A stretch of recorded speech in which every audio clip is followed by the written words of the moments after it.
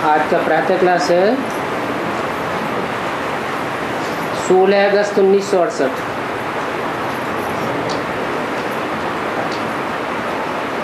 शिव भगवान वाच अपन को आत्मा समझ करके बैठो। शिव भगवान वाच माना ही शिव बाबा समझाते हैं।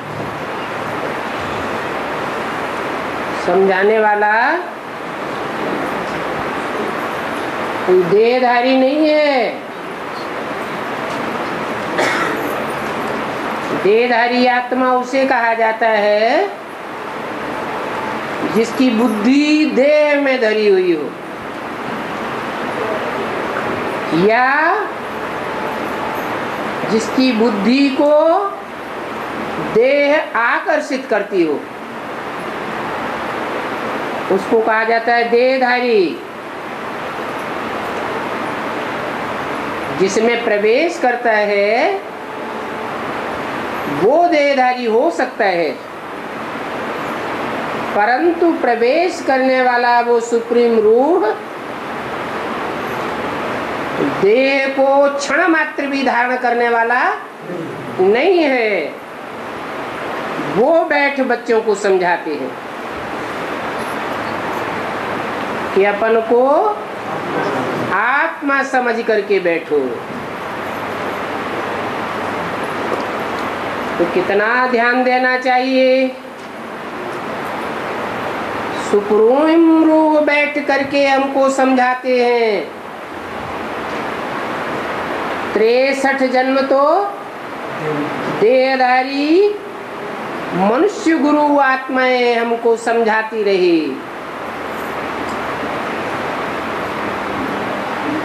उन्होंने तो हमको नहीं समझा पाया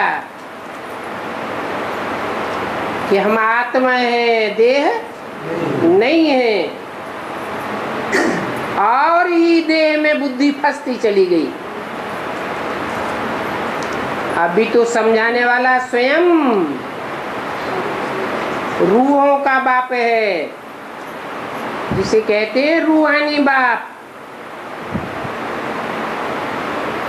समझाते हैं क्योंकि तुम सब ब्रदर्स हो, आत्मा आत्मा भाई भाई हो, एक ही बाप से वर्षा लेना है। क्या एक बाप से वर्षा लेने का मतलब क्या हुआ? एक बाप से वर्षा लेने का मतलब है कि बहुत तेरे ऐसे भी हैं जो एक बाप से वर्षा लेने की बात भूल करके औरों में भी लटक पड़ते हैं, औरों की समझाने को भी स्वीकार कर लेते हैं और बाप के वर्षे से वंचित रह जाते हैं।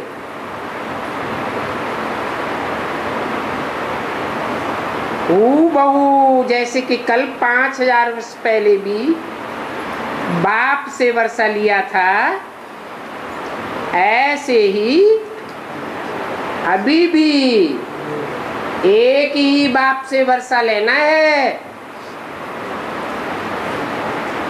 कोई दूसरे इब्राहिम, बुद्ध, क्राइस्ट आदि से वर्षा नहीं लेना है, या उनके फॉलोअर्स से वर्षा नहीं लेना है, अथवा उनके आधार मूर्त या उनके जो बीज हैं उनसे भी हमको वर्षा नहीं लेना है। वर्षा नहीं लेने का मतलब है उनकी बातों को कान पर नहीं धरना है। इसलिए बोला कि अनेकों से ज्ञान सुनेंगे तो व्यभिचारी ज्ञान हो जाएगा। फिर अब व्यभिचारी वर्षा सूर्यवंशी नहीं मिल सकता।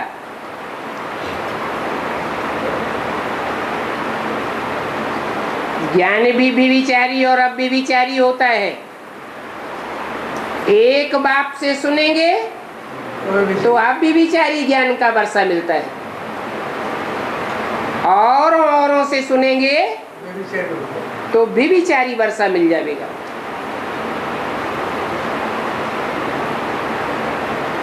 अभी तुम समझते हो कि हम सब आदि सनातन देवी देवताओं की राजधानी में थे। आदि माना ही क्या? आदि माना सतयुग का आदि नहीं, सतयुग की नई दुनिया को भी आदि करने वाला कोई है।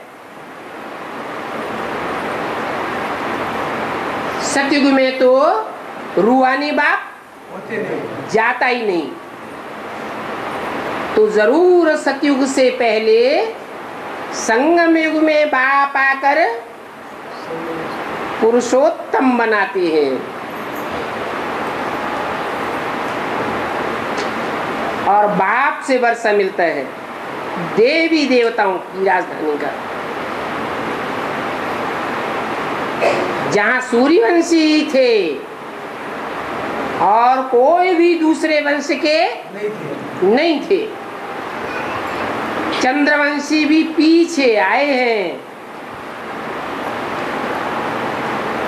क्या?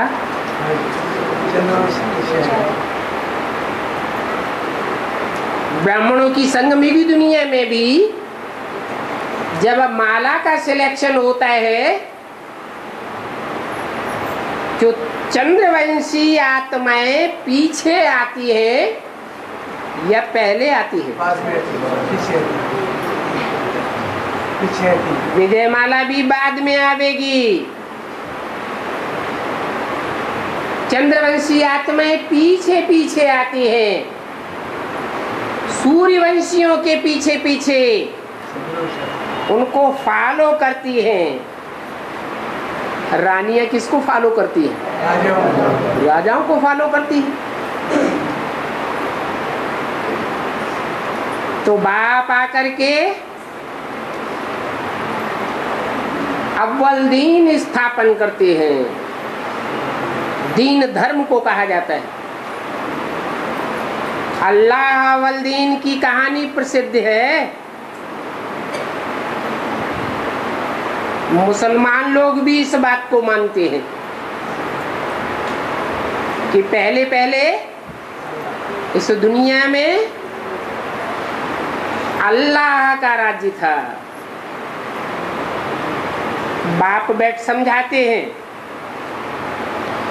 कि तुम सूर्यवंशी अर्थात विश्व का मालिक कैसे बन सकते हो।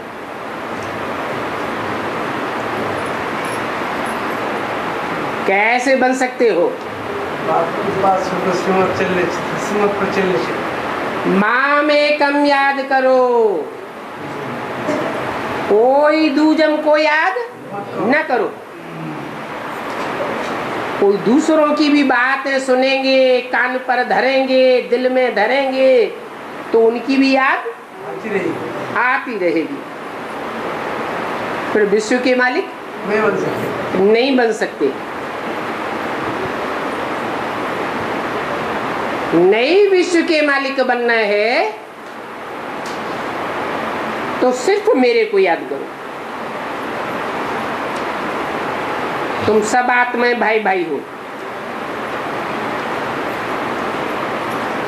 भाई भाई हो ये याद क्यों दिलाते हैं? याद इसलिए दिलाते हैं कि पक्का बुद्धि में बैठ जाए कि तुम्हारा बाप एक है, दूसरा कोई धर्मगुरु या देहधारी तुम्हारा बाप नहीं है। ऊंच ते ऊंच भगवान एक ही है। उस सच्चे बाप के बच्चे सात साहबजादे हो।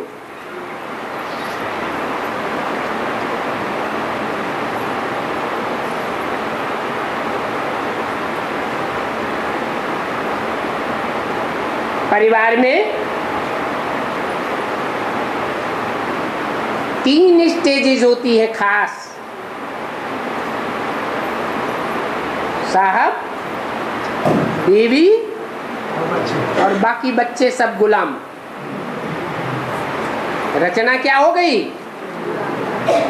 बाप की,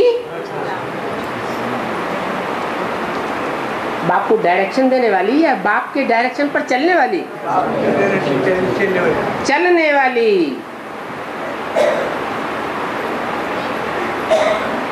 ये बाप बैठ समझाते हैं। क्या? रचना वो जो रचयिता के पूरा ही कंट्रोल में हो। अगर रचना बाप के कंट्रोल में नहीं है तो वो रचना रचना नहीं है।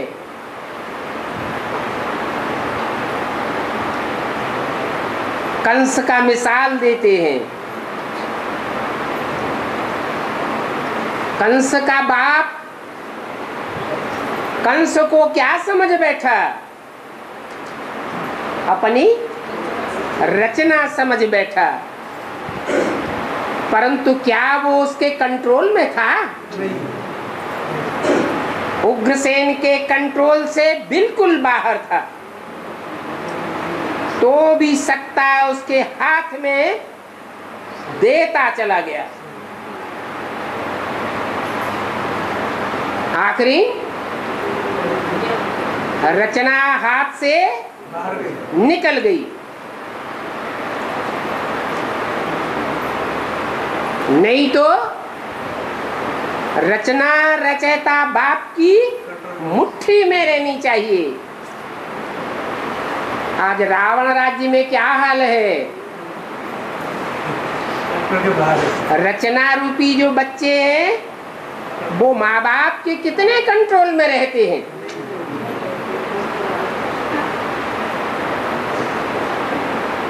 एकदम कंट्रोल से बाहर। होना चाहिए इतना कंट्रोल कि भल बच्चे नौजवान भी हो जाएं तो भी अपने को बाप का गुलाम समझ करके रहें।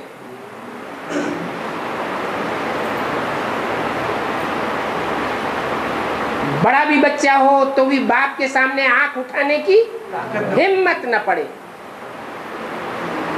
उसको कहते हैं आदि सनातन देवी देवता धर्म का फाउंडेशन। पारिवारिक व्यवस्था ऐसी मजबूत हो कि धर्म सत्ता राज्य सत्ता पूरे परिवार की एक हाथ में होनी चाहिए। तब कहेंगे साहबजादे।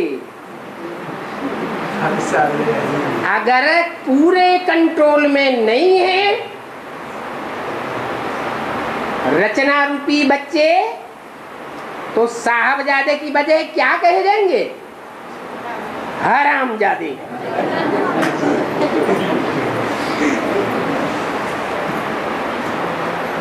ये बातें बाप बैठ समझाते हैं। क्या ये बाप की पहचान है? क्या कि साहबजादे साहबजादियां साहब और बीबी परिवार में उनकी क्या स्टेज होनी चाहिए? ये फाउंडेशन कहाँ डाला गया?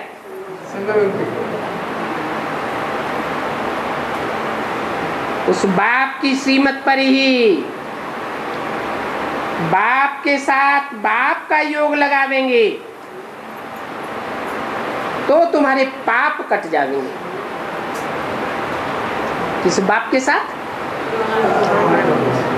जो ये बातों का क्लैरिफिकेशन देते हैं, समझानी देते हैं। वो एक ही बाप है समझानी देने वाला, और कोई दूसरा बाप इन बातों की असली समझानी नहीं दे सकता। तो उस बाप की याद करने से तुम्हारे सब पाप कट जावेंगे, तो तुम्हारे सब दुख दूर हो जावेंगे। कहाँ? सतयुग में?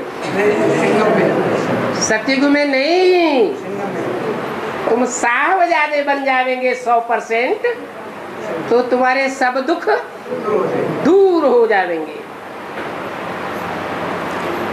इसी दुनिया में, इसी शरीर से। इसलिए मुसलमान समझते हैं इस बात को कि जब दुनिया की कयामत होगी तो खुदा के बंदे बड़े मौज में रहेंगे। कहते भी हैं मालिक तेरे बंदे हम, तब बंदे वंदना करते हैं, सर झुकाते हैं। अगर सर न झुकावे, श्रीमत पर न चले, अपनी मत चलावे, सर उठाए लेवे, तो वो बंदे नहीं है, वंदना करने वाले नहीं है। कल ग्लानि करने लग पड़ेंगे।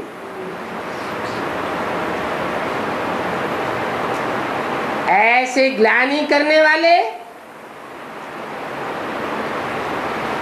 बाप से आंखें नहीं मिलाते हैं।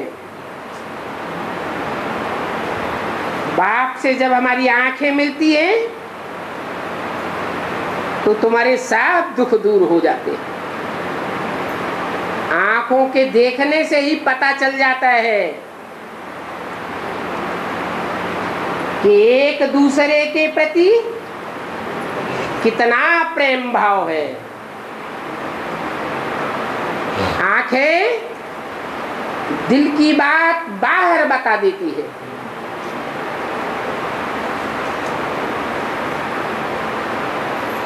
आंखें मिलाने का भी अर्थ समझाते हैं। क्या अर्थ हुआ? आंखों से वाइब्रेशन निकलते हैं। बाप सुख का सागर है, तो कैसे वाइब्रेशन फील होना चाहिए? देखने वालों को बाप की दृष्टि से ही सुख के वाइब्रेशन फील होने चाहिए। अगर सुख के वाइब्रेशन फील नहीं होते हैं, इससे क्या साबित हुआ? जैसी दृष्टि वैसी सृष्टि में बाप का रूप दिखाई देता है। अपने को आत्मा समझ बाप को याद करो। देवान में रह करके बाप को याद करते हैं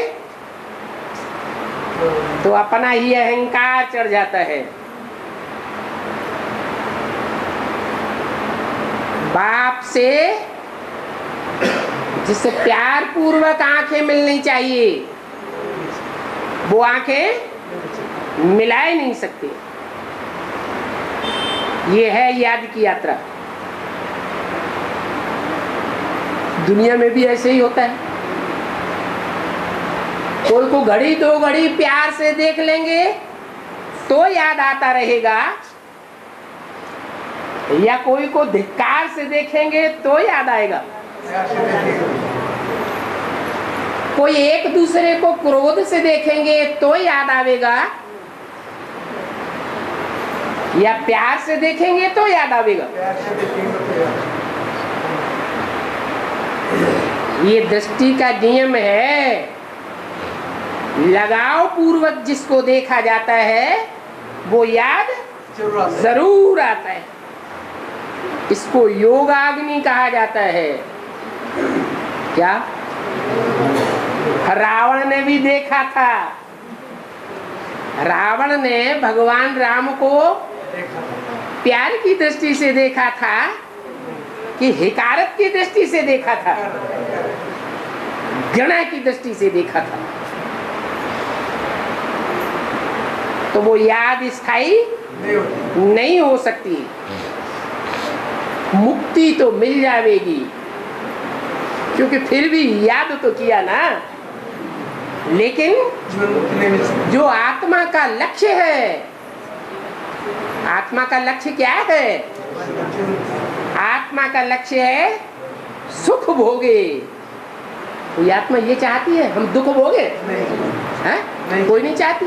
कोई आत्मा ये चाहती है कि हम लगातार परम धाम में पड़े रहे, शांति में सोते ही रहे।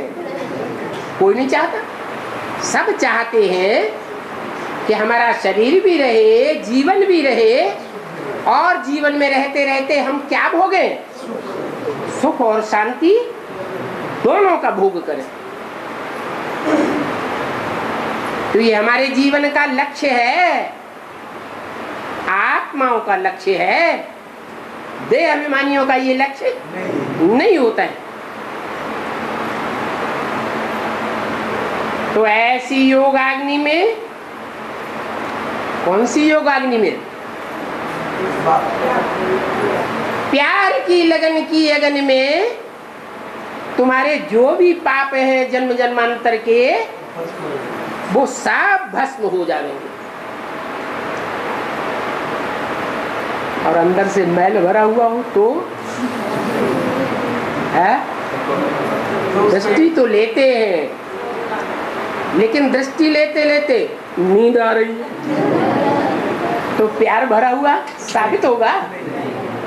साबित हो जाएगा। सारी सभा के बीच में आसपास वाले समझ जाएंगे इनका बाप से प्यार नहीं है। नहीं तो जिससे प्यार होता है वो सामने होता है तो नींद आती है क्या? नहीं। हाँ, रावण के भैया कुंभकर्ण से प्रीति हो सकती है क्या? जो लंबी नींद सोता है अज्ञान की नींद में, और दूसरों को भी अज्ञान की नींद में लंबे टाइम तक सुलाई देता है संग के रंग से। तो पाप भस्म होने का तरीका बताया कि जल्दी से जल्दी पाप कैसे भस्म हो सकते हैं। इस समय तुम सब पाप आत्मा हो। आत्मा तो हो, अपन को आत्मा तो समझते हो, लेकिन कैसी आत्मा हो? पाप आत्मा हो। पाप के बोझ से सब दबे हुए हो। जब आत्मा पाप के बोझ से दबी हुई है तो ऊपर की ओर उड़ेगी, ऊंची स्टेज में उड़ेगी, या नीचे जाएगी? भ्रष्ट इंद्रियों की ओर जाएगी या श्रेष्ठ इंद्रियों का सुख भोगने की ओर जाएगी? है? भ्रष्ट इंद्रियों की तरफ बार बार बुद्धि को खींच ले जाएगी।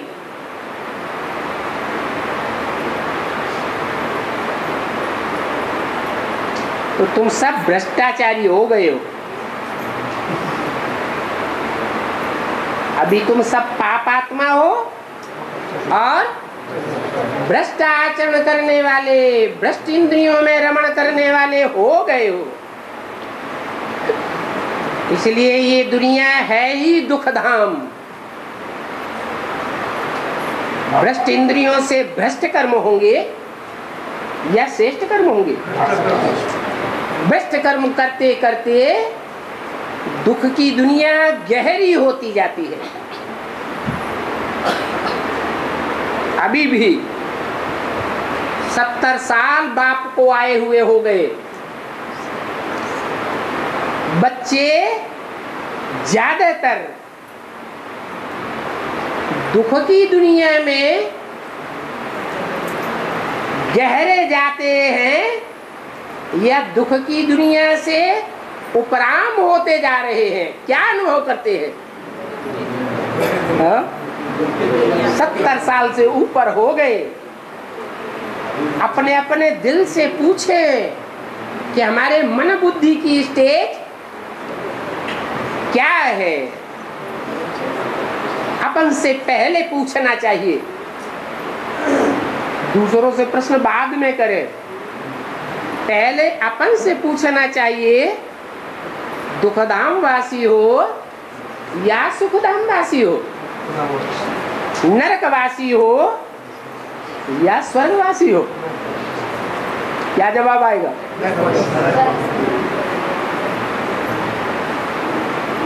तुमने तो बहुत ही पाप किए हैं। ये क्या बाप?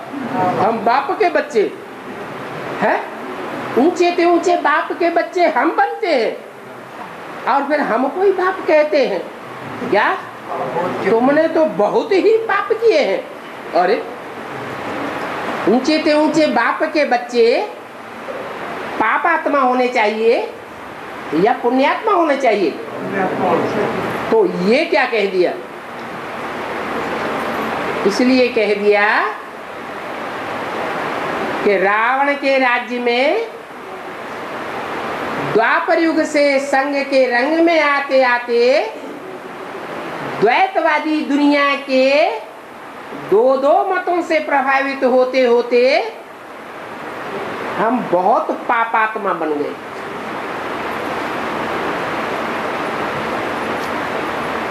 कोई बड़े आदमी का बच्चा हो, मान लो महाराजा राजा का बच्चा हो और एक रंक का बच्चा हो, दोनों कुसंगत में फंस जाएं तो ज्यादा कुसंगी ज्यादा पापात्मा कौन सा बनेगा? राजा का बच्चा। तो हम भी ऊंचते ऊंच बाप के बच्चे थे और धर्म की आत्माएं जो है इतने ऊंचे बाप के बच्चे नहीं थे, फिर भी हम भी कुसंग में फंस गए तो बहुत ज्यादा पाप आत्मा बन गए। ये कारण हुआ।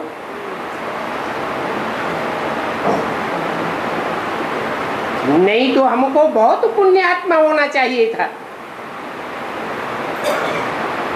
इसको कहा जाता है रावण राज्य का प्रभाव।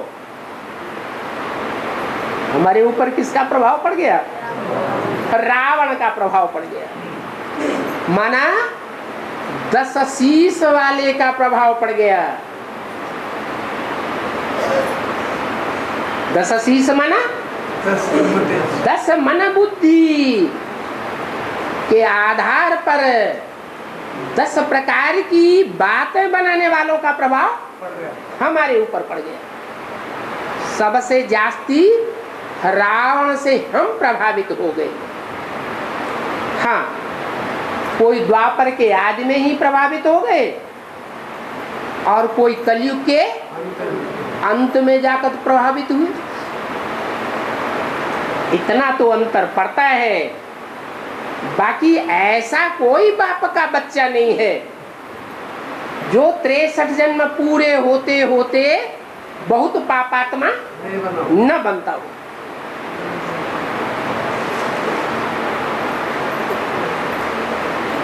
तो इसको कहा जाता है रावण राज्य, जो बरबसी हमको अपने प्रभाव में लेकर के बहुत पापात्मा बनाई देता है।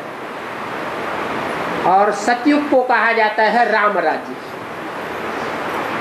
Just opposite. वहां कैसे संग के रंग में आते हैं? एक बाप के नहीं, सतयुग में कहा एक बाप का संग होता है। संग में तो सतयुग में राम राज्य होता है ना, राम का स्थापन किया हुआ राज्य है, इसलिए राम राज्य कहा जाता है। उस राम राज्य में आसुरी राज्य नहीं होता है। आसुरी धर्मों में कन्वर्ट होने वाली आत्माएं तो हो सकती हैं, लेकिन उनका राज्य नहीं होता है। राज्य किसका होता है? राज्य सूर्यवंशियों का होता है, जो एक बाप से प्रभावित होने वाले होते हैं। तो तुम भी ऐसे समझा सकते हो कि प्रभावित माना प्रजा, अनेकों से प्रभावित होने वाले रावण संप्रदाय और एक से प्रभावित होने वाले राम संप्रदाय बनते। बल कितने भी बड़े बड़े बैठे हो, उन बड़े बड़े आदमियों से भाषण करते समय तुम्हें प्रभावित होने की दरकार नहीं है। तुमको ऐसी बातें समझाने में कोई हर्जा नहीं है। तुम तो कहते रहते हो कि हम अपनी बात नहीं सुनाते हैं, भगवान बात, भगवान बाप सुनाते हैं, वो बात हम आपको सुनाते हैं।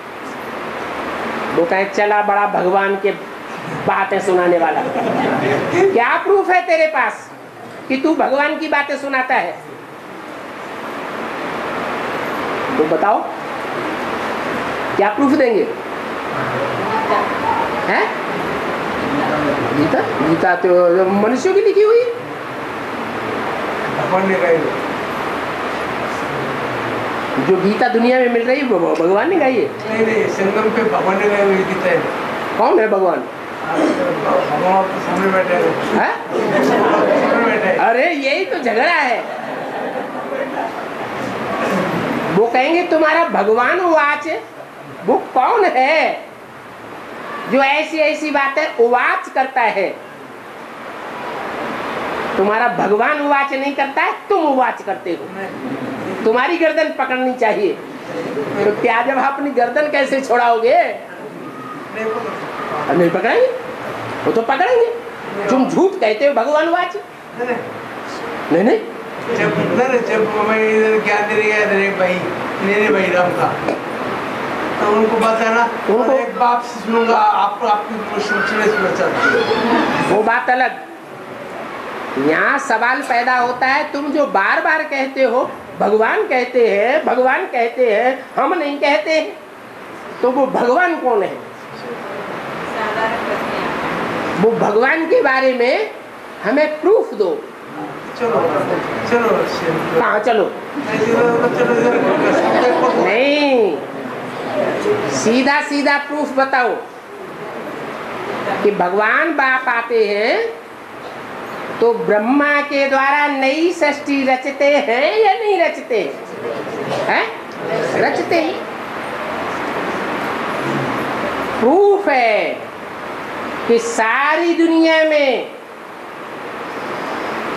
इतना बड़ा ब्राह्मणों का परिवार जो ब्रह्मा ने रचा है माउंट आबू में बैठ करके, सारी दुनिया के शहर शहर में और भारत के तो गांव गांव में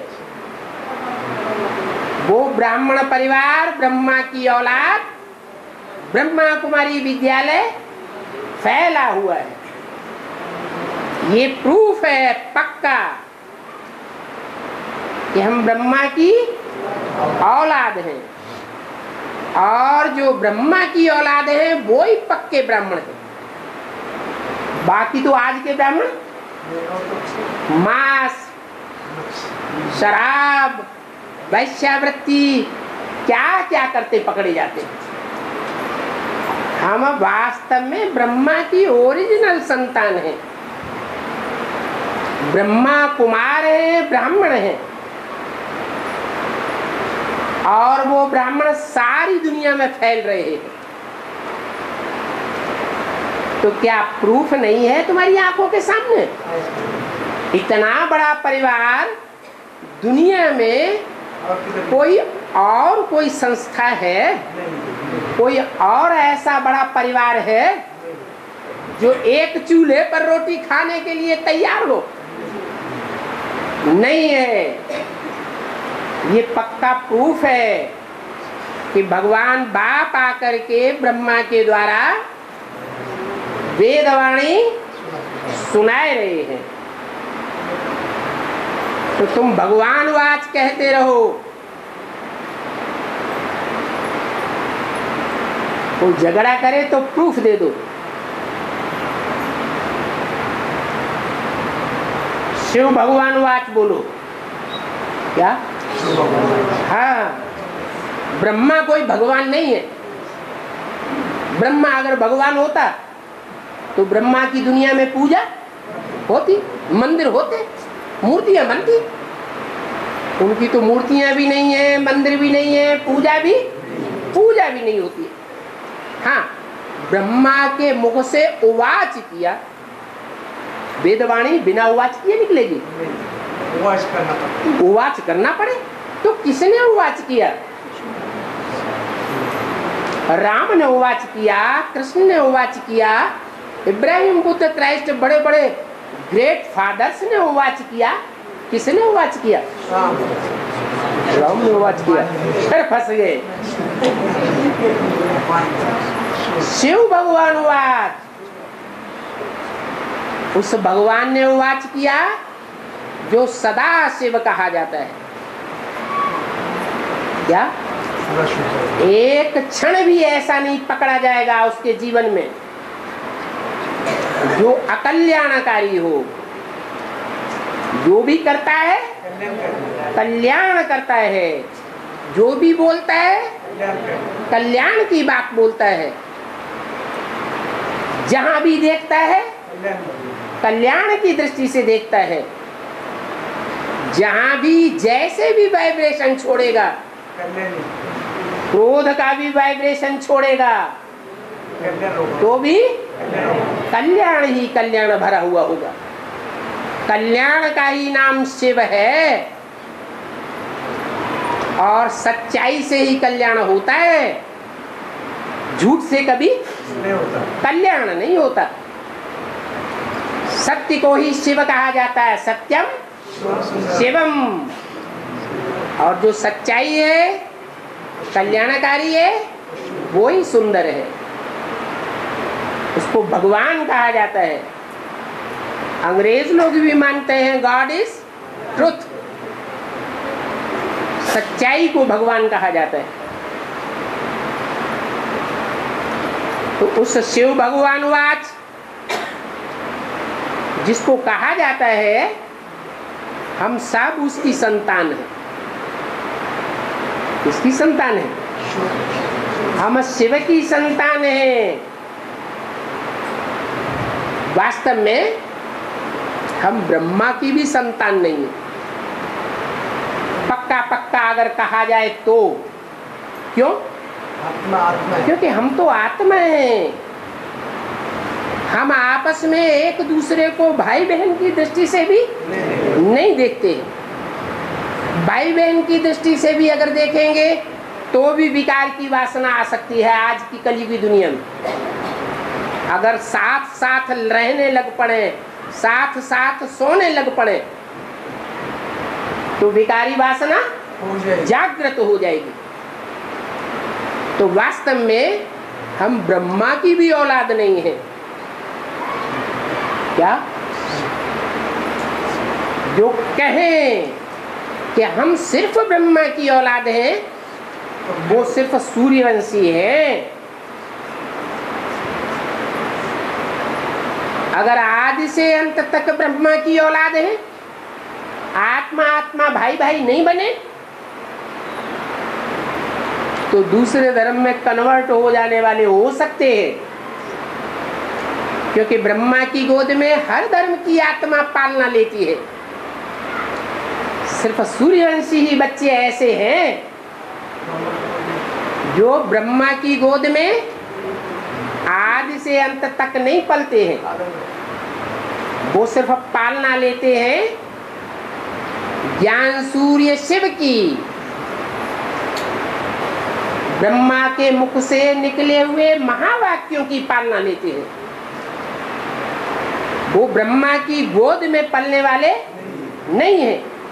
ब्रह्मा की गोद को याद करने वाले, देह को याद करने वाले नहीं है। हम सब आत्माएं हैं। उस भगवानवाच बाप की संतान है। हम ब्रदर्स हैं, ब्रदर्स एंड सिस्टर्स भी नहीं है। बाकी कृष्ण कोई संतान था ऐसे नहीं कहेंगे।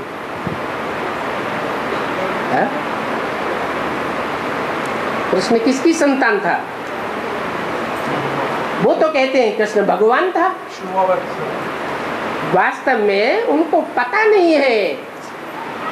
हम इस बात का प्रूफ देते हैं, इस बात का कि कृष्ण कोई भगवान नहीं है। प्रूफ ये है, वो कहते हैं हे कृष्ण नारायण वासुदेव, माना वासुदेव नारायण और कृष्ण एक ही आत्मा का नाम है। जो कृष्ण है वो ही नारायण है कहते हैं ना। और नारायण को सतयुग में ले गए हैं। 16 कला संपूर्ण नारायण का राज्य कहाँ दिखाया है? सतयुग में दिखाया है। तो सतयुग में जिस नारायण का राज्य दिखाया है वो नारायण बनने से पहले क्या था? क्या था? अरे गीता के ही अनुसार क्या था? मनुष्यों ने जो गीता लिखी है उसके अनुसार क्या था? नारायण बनने से पहले नर था। फिर उस नर को नारायण किसने बनाया? अरे ज्ञान देने वाला तो चाहिए, बनाने वाला तो चाहिए। तो साबित हो जाता है कि कृष्ण भगवान नहीं है, नारायण भगवान नहीं है। नारायण को नारायण बनाने वाला भगवान वो हो सकता है जो कभी भी जन्म मरण के चक्र में नहीं आता है। राम कृष्ण की आत्माएं तो जन्म मरण के चक्र में आती है। जो जन्म मरण के चक्र में आते हैं उनको ढेर की ढेर रानियां हो सकती हैं। कृष्ण को ढेर की ढेर रानियां दिखाई दी। अरे इतनी ढेर की ढेर रानियां, इतने ढेर के ढेर बच्चे पैदा हुए, फिर उसको एवर प्योर भगवान कैसे कहेंगे? कहेंगे क्या? नहीं कह सकते। भगवान तो एवर प्योर का टाइटलधारी है और उसका प्रूफ है। क्या प्रूफ है? दुनिया में प्रूफ मिलता है उसकी एवर प्योरिटी का। क्या प्रूफ है? हाँ, सारी दुनिया में शिवलिंग की पूजा देखी गई है। जहां जहां पुरानी पुरानी खुदाइयां हुई हैं जमीन की, वहां वहां लिंग मूर्तियां मिली हैं। उन लिंग मूर्तियों से ही साबित हो जाता है कि कृष्ण की मूर्ति इतनी पूजा प्राप्त करने वाली नहीं है। लिंग मूर्ति बहुत पूजा, सार्वभौम पूजा प्राप्त करने वाली है। तो जो सार्वभौम है वो ही भगवान है।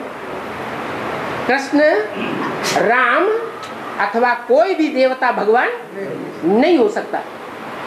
देवताएं भोगी होते हैं या उनको एवर प्योर कहेंगे? है? जो भोगी होगा उसकी आत्मा भोग भोगने से क्षीणता की कला में जाएगी या नहीं जाएगी? जाएगी। और भगवान सूर्य तो कभी कलाहीन होता ही नहीं। सूर्य कलाओं में नहीं बांधा जाता, चंद्रमा कलाओं में बांधा जाता है। ये कहते हैं कृष्ण चंद्र, राम चंद्र। तो जो चंद्र है वो भगवान कहाँ से हो गया? चंद्रमा की तो कलाएं घटती रहती हैं, बढ़ती रहती हैं। कलाएं घटती है, इसका मतलब पृथ्वी से प्रभावित होता है। पृथ्वी माने धरणी, कन्याओं माताओं से प्रभावित होता है। कन्याओं माताओं रूपी धरणी की परछाया चंद्रमा के ऊपर पड़ती है तो उसकी कला कम होती जाती है। नहीं तो चंद्रमा के ऊपर कला बढ़ने के लिए किसकी डायरेक्ट रोशनी चाहिए? सूर्य की डायरेक्ट रोशनी पड़ती है तो चंद्रमा संपूर्ण प्रकाशित होता है। तब कितना कला संपूर्ण कहा जाता है? 16 कला संपूर्ण कहा जाता है। कृष्ण भगवान कैसे हो सकता है? भगवान तो कभी भी कलाहीन होने का सवाल ही नहीं। न उसकी कलाएं घटती है, न उसकी कलाएं बढ़ती है। वो कलातीत कल्याण कल्पांतकारी कहा जाता है। क्या ऐसे भी नहीं है कि वो इस दुनिया में पार्ट नहीं बजाता है। क्या पार्ट भी बजाता है, लेकिन जो भी पार्ट बजाता है वो कलातीत होकर के पार्ट बजाता है। जो भी पार्ट बजाएगा, कर्मेंद्रियों से कर्म करेगा, कलाओं में क्षीणता नहीं आ सकती। क्या कलाएं क्षीण नहीं होंगी, माने आत्मा नीचे नहीं गिर सकती, आत्मा उत्तरोत्तर ऊपर ही जाएगी। वो इस दुनिया में आने के बावजूद भी, पतित दुनिया में पतित तन में आने के बावजूद भी कभी कोई से प्रभावित नहीं होता। कोई उसको अपने अंडर दी कंट्रोल कर नहीं सकता। इसलिए गायन भी है आज तक। भारत में भगवान आते हैं और कोई देश में भगवान नहीं आते हैं।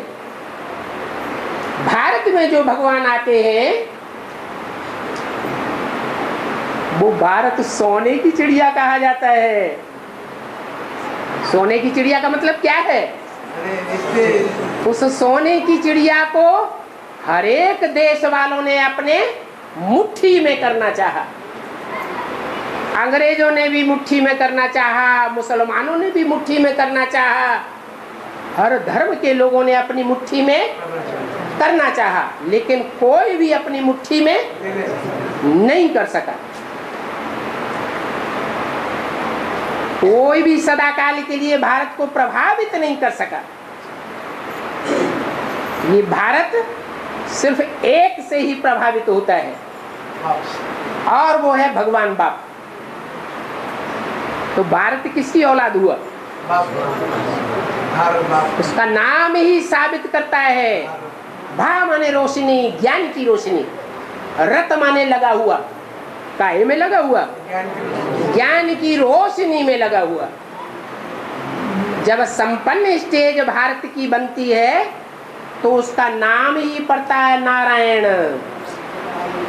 आयन माने घर, नार माने ज्ञान। उसका कौन सा घर है? ज्ञान जल ही उसका घर है। ऐसे भी नहीं कहेंगे परम धाम घर है। परम धाम में तो ज्ञान होता ही नहीं है इस दुनिया में।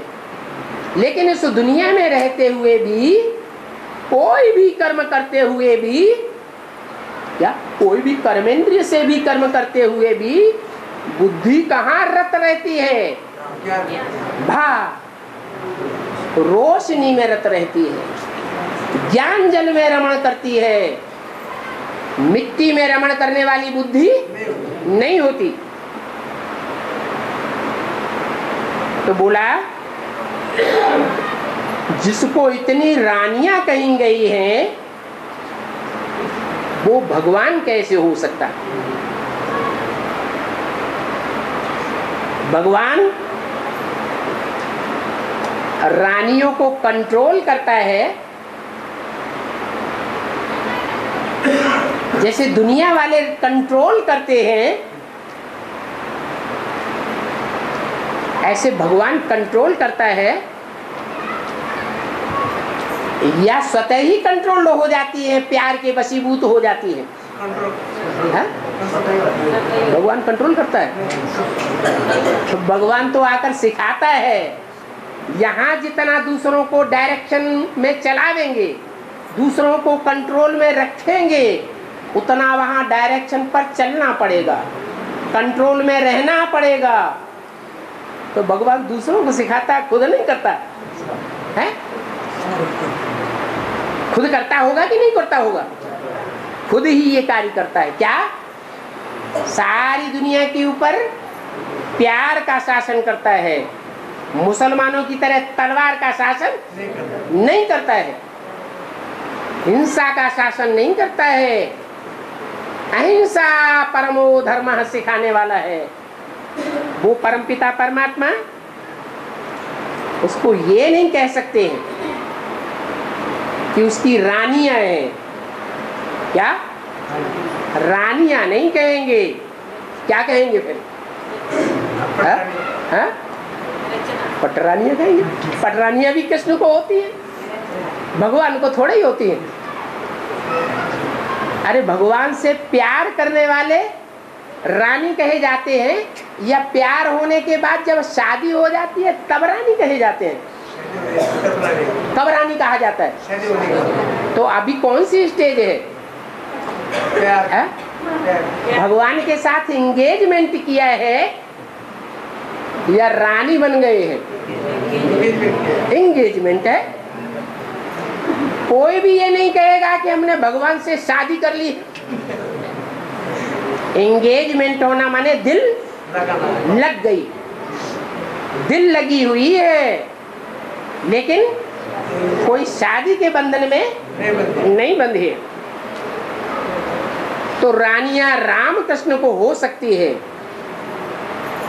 भगवान रानी बनाने नहीं आता है, क्योंकि रानी जो होती है वो राजा के कंट्रोल में होती है, अधीन होती है। भगवान तो अधिकारी बनाने आया है। अधिकारी बनाने आया है या अधीन बनाने आया है? अधिकारी बनाने आया है। जो खुद अधिकारी बनाने आया है वो दूसरों को रानियां कैसे बनावेगा? हाँ, बोला है कि तुम बच्चे ऐसे समझो कि साहब आया हुआ है। क्या बाप कोई तुमको गुलाम नहीं बनाते हैं? क्या बाप गुलाम बनाने नहीं आया है, लेकिन तुम अपने अंदर ऐसा समझो कि ईश्वरीय सेवा के लिए हम बाप के गुलाम हैं। आत्माओं के अंदर से ये वृत्ति हो समर्पण भाव की। भगवान समर्पण नहीं करता है। भगवान क्या करता है? भगवान समर्पण करता है। भगवान अपना बनाता है। क्या करता है? एक होता है समर्पण करना, सरेंडर करना, और एक होता है खुशी खुशी अपना मन अपना दिल बाप के प्रति अर्पित कर देना। तो अंतर नहीं है दोनों में, अंतर हो जाता है।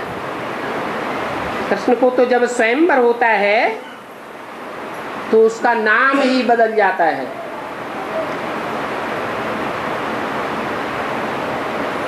कृष्ण को स्वयंवर होने के बाद नाम बदलता है, और भगवान को तो इतनी आत्माएं, इतनी सजनियां अर्पण में करती हैं अपने को, परंतु भगवान का नाम नहीं बदलता। उसका तो एक ही नाम शिव है जो कभी बदलता नहीं, सदा शिव है। उसको कभी अकल्याणकारी नहीं कह सकते। हाँ, ऐसे कहेंगे कि लक्ष्मी नारायण को बच्चे थे, ऐसे नहीं कहेंगे राधा कृष्ण को बच्चे थे।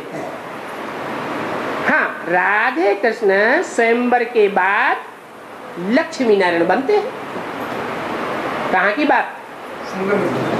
संगम युग की बात है। जबकि भगवान बाप आते हैं तो आकर के नर से नारायण बनाते हैं। कोई नर से डायरेक्ट नारायण बनते हैं और कोई नर से प्रिंस बनते हैं। एक ही शरीर के द्वारा एक आत्मा नारायण का टाइटल धारण करती है। कौन सी आत्मा? राम की आत्मा। और एक आत्मा प्रिंस का टाइटल धारण करती है। जिस प्रिंस का गायन होता है शास्त्रों में, राधे अलग कुल की और कृष्ण अलग कुल का। वास्तव में सतयुग में एक ही कुल होगा या अलग अलग कुल होंगे? वह तो एक ही कुल होता है। ये संगम युग की बात है, जहां चंद्रवंशी भी होंगे ब्राह्मणों में और जहां सूर्यवंशी भी होते हैं। सतयुग में तो एक ही बच्चा पैदा होता है, एक ही माँ बाप से, और वो माँ बाप एक ही कुल के होते हैं, सूर्यवंशी ही होते हैं या दो कुल के होते हैं? एक ही कुल होता है। वहां तो ये बात लागू नहीं होती। हाँ, सतयुग में डायनेस्टी चलती है, तो तुम बच्चों को बाप समझाते हैं कि अब माँ में कम याद करो, एक बाप को याद करो। देह के सभी धर्म छोड़ मुझे एक बाप को याद करो, तो तुम्हारे सभी पाप कट जाएंगे। क्या? देह के सभी धर्म छोड़ दो। क्या क्या धर्म है देह के? समझते मैं बाप हूं, ये धारणा हुई ना बुद्धि के अंदर।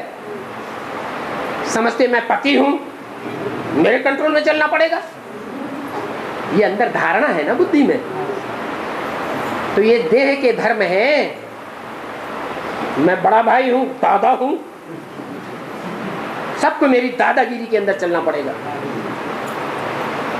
ये देह की धारणा हुई ना। तो बाप बताते हैं ये देह के सभी धर्म छोड़ दो, फिर बाप को याद करो। अब कितने यहाँ ऐसे बैठे हुए होंगे है जो ये धारणा पक्की करें, क्या हम बाप नहीं हैं, हम पति नहीं हैं, हम तो आत्मा आत्मा भाई भाई। कितने यहाँ ऐसे बैठे हुए हैं जो ये धारणा पक्की करते हैं कि हम तुम्हारी अम्मा नहीं हैं, तुम हमारे बच्चे बच्चियां नहीं हो, हम तुम्हारे भाई हैं, आत्मा आत्मा भाई भाई। कंट्रोल में चलने और चलाने की बात खत्म हो जाती है। तो ये देह के धर्म सब छोड़ने पड़े, फिर याद करेंगे तो तुम्हारे सब पाप कटे। इसका मतलब अभी तक जो याद किया वो पाप नहीं कटे, बेकार गया,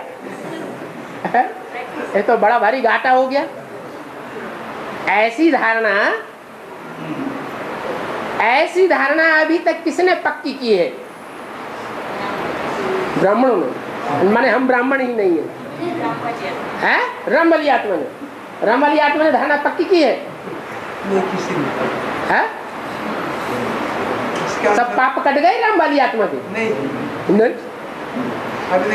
अगर राम वाली आत्मा ने 100% ये धारणा धारण कर ली हो, आत्मा आत्मा भाई भाई, मेरी कोई पत्नी नहीं, मेरा कोई बच्चा नहीं, मेरा कोई दूसरा देह का संबंध है ही नहीं, तो रिजल्ट क्या होनी चाहिए? सारे पाप कट जाते हैं, पाप आत्मा टाइटल खत्म हो जाता है। तो राम वाली आत्मा का पाप आत्मा टाइटल खत्म हो जाए तो शिव बाबा प्रवेश करेगा? प्रवेश ही नहीं करेगा। हाँ, जब तुम्हारे सारे पाप कट जाएंगे तो तुम सतो प्रधान बन करके स्वर्ग में चले जाएंगे। आत्मा सतो प्रधान बनेगी और कहाँ अनुभव करेगी? स्व स्थिति में सदैव अनुभव करेगी। स्व स्थिति में सदैव अनुभव करना माना स्वर्ग में जाना। स्वर्ग में जले गई आत्मा, इसका प्रूफ क्या देखने में आवेगा? अपने को भी देखने में आवेगा, दूसरों को भी वो प्रूफ देखने में आवेगा। क्या प्रूफ?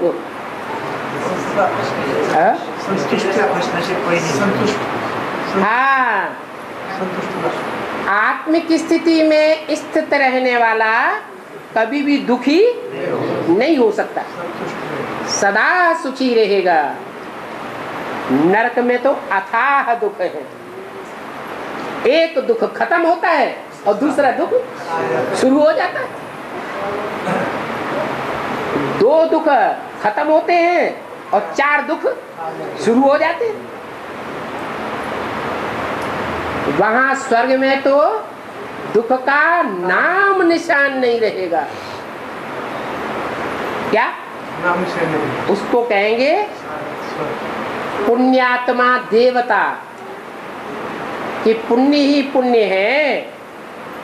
जिन पुण्यों को 21 जन्म तक उस आत्मा को भोगना है, पाप का नाम निशान उस आत्मा में नहीं है।